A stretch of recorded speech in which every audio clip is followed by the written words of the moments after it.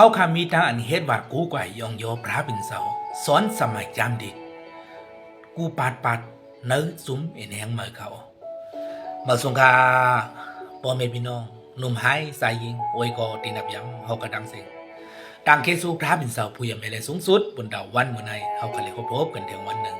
อ่อนนังสุดย้อนพี่น้องเขาเตรียมความถามคอมเมนต์เด็กถูกใจเด็กแชร์อยากกดเด็กซับซ้อมเฟซฮักไดของเฮาเขาไว้ปุ่นดาได้เป็นเอ็นแห้งเฮาขาเฮ็ดวิดีโอสืบกว่าแทงต่างนากวยมกะปุ่นดาพี่น้องเฮาขาได้เลยหันวิดีโออันเมื่ออันเดียมาแทงต่างนานั้นเขาวันเมื่อไหร่ขามาลาดข่าวเขาเฮาขามีดังอันสู้ต้องเฮ็ดวาดกูกว่ายองโยพระเป็นเจ้า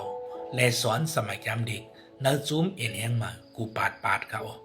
เพราะเป็นเมืองไทยเนี่ยที่เป็นวันเสาร์โหคำ7 นาฬิกา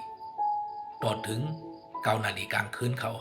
เพราะเป็นเนื้อเมืองโฮมตุ่มเฮาค่ะเนี่ยที่เป็น6 นาฬิกาควายโหคำต่อถึง8 นาฬิกาควายกลางคืนวันเสน่ห์เน่เขาเฮาค่ะมีด้านสู้ต้องเฮ็ดวัดกูกว่ายยองโยพระเป็นเจ้าข้ามซักเสย่อก่อปันเอ็นปันแห้งกันสอนสมัยจำเด็ก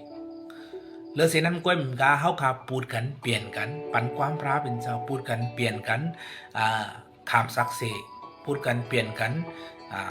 ห้องความยองย่อพูดกันเปลี่ยนกันเป็นผู้ขับสารก็จะได้มันเป็นลองหลีปุนดาเฮาขาพี่น้องดังเสียงเฮ็ดให้เฮาขาเหยื่อมาเนื้อพระเป็นเจ้าก้อยมันกาเฮ็ดให้เฮาขาพี่น้องฮัดลาดศพลาดความเลือเสนั้นก้อยมันกาค่ะมันเป็นพรดีปุนดาพี่น้องจาซุมเซอเป็นก้นอยู่หมาดอยู่เนื้อหวานเนื้อสวนก็เหลียวมีการมีจ้องปุนดาดีกว่าจ้องก็จังกว่าไรนั้นก็พี่น้องก้นอยู่หมาดกว่าเหตุการณ์หวานบนเมืองเปิลกว่าอยู่เนื้อสวนเนื้อนานั้นก็อยู่เนื้อร้อยนั้นก็อยู่เนื้อเกกลางเปิลโดยดีมีการมีจ้องเลยเส้นน้ำกล้วยมันกามมีหลวดมีกาปุนดาดีกว่ากันจ้องก็จะไหนแหละด้านเฮาขาสู้ต้องเฮ็ดวัดกูกว่ายยองโยพระเป็นเจ้าในวันเสาร์นั้นก็วันเสน่ห์เนี่ยในอินเทอร์เน็ตเนี่ยมันเป็นพรดีมันจอยเฮ็ดให้พี่น้องเขากูก็ไล่ยองโยไล่สู้ต้องและไล่สู้จู้จำพระเป็นเจ้าเรื่องเสียน้ำก้อยเหมือนกันเพราะว่าเฮาขาไล่ยินข่าวว่ามีพี่น้องก้นก็เลยใครถ่อมใครยินข่าวตราทั้งแก่ชัดของพระเป็นเจ้าเพราะว่าพี่น้องก้นก็เลยอยู่จำเนี่ยเฮาขาก็ได้ย้อนให้พี่น้องก้นก็นั้นกว่าลาดลองพระเป็นเจ้าซึ่งในเขาก็สั่งหลาบ่ในซึ่งพี่น้องเนื้อจุ้มเอ็นแห้งมาอยู่กูดีกูตางเขาก็ซึ่งในมันเป็นพรดีปุ่นดาเขาคาเดลัยสู้จำพระเป็นเจ้าเดลัยเฮ็ดตั้งอันมิกษาญาตีหลีต่อกันยาวกับปุ่นดาเขาขัดเดยอะมาเนื้อพระเป็นเจ้าก็เป็นลองดีเหมือนกันเขาหนังภาค2เกี่ยวกับลองแอปสมัครยามเด็กไตเมื่อเลี้ยวเขาค่ะอัปเดตมาเยาเขาก็จะไหนค่ะว่าพี่น้องคนที่เจ้าพงรุ่นเก่า5พงรุ่นใหม่5พี่น้องเขาก็เข้ากับที่เพสโตเยาก็พี่น้องเขากับดาวน์โหลดเอาสมัครยามเด็กไตไหลเยาเขาพี่น้องเขาเตรียมเด็กไตว่าสมัครยามเด็กไตไหนก็มันออกมาเยาเขานางวัด3ท่านพี่น้องเขาถามเขามาเกี่ยวกับลองปั๊บสมัครยามเด็กไตค่ะเนาะค่ะพี่น้องเขาก็ถามปองหนึ่งยาวปองหนึ่งพี่น้องโคนดังนำก็ป้ายาวป้าแทงก็ย้อนกันต่อพี่น้องเขาเต้เขา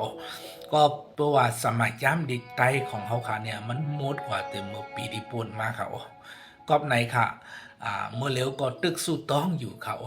ว่าเขาค่ะเตป้อเตอิดสมัยย้ำดิกไตสีเหลืองขึ้นมาแทง5นั้นก็เขาค่ะเตป้าสมัยย้ำดิกไตอันเมื่ออันตึกส่งกว่าติ่มไปละเอียดในเมื่อเหลียวก็ตึกสู้ต้องอยู่เขาก็จะได้ฝากพี่น้องคนสู้ต้องป้าปุ่นดาป้าสมัยจำดิกไตของเฮาขาพี่น้องนังหือพี่น้องคนดังนำเตเลเจ้าเตเลอ่านเตเลด้วยกันค่ะเนาะเรื่องเส้นน้ำกล้วยมันกาเพราะว่าพี่น้องเขามีลองข้องคำจะลองสังใครอุบใครลัดใครถามพี่น้องเขาก็ต้องตักไหลกับสืบถามเขามาอะไรอยู่ตาเสเขา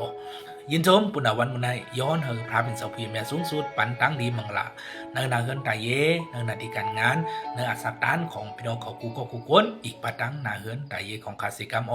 เมื่อสุงคา